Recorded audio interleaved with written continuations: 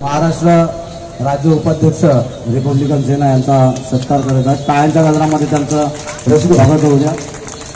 रसिक हे करतील माजी अध्यक्ष प्रकाश आंबेडकर अमरावती लोकसभेतून उभा राहिलेले आहेत। तरी त्यांच्यासाठी आमचे बरेच कार्यकर्ते महाराष्ट्राचे या ठिकाणी उपस्थित आहेत। मी पण जाणार होतो, परंतु नवसागरे साहेबांची रिक्वेस्ट होती की या ठिकाणी आपण यावं, तर म्हणून आम्ही या ठिकाणी उपस्थित झालेलो आहोत। आणि आनंद नवसागरेने चांगल्या प्रकारे जयंतीचं आयोजन केलेलं आहे। तसं मी डॉक्टर बाबासाहेब आंबेडकर जयंती दिनानिमित्त सर्वांना हार्दिक शुभेच्छा देतो। मोठ्या पद्धतीने साजरा करतो की महापुरुषांचे विचार, तथागत भगवान गौतम बुद्धांचे विचार हे जनतेपर्यंत कसे पोहोचावेत त्याचं एक प्रतीक म्हणून आम्ही हा सोहळा इथे साजरा करत असतो। आणि खऱ्या अर्थाने बाबासाहेब म्हटले होते की हा एक कलाकार हा 100 कार्यकर्त्यांपेक्षा मोठा असतो, हजारो कार्यकर्त्यांमध्ये त्याची ताकद असते।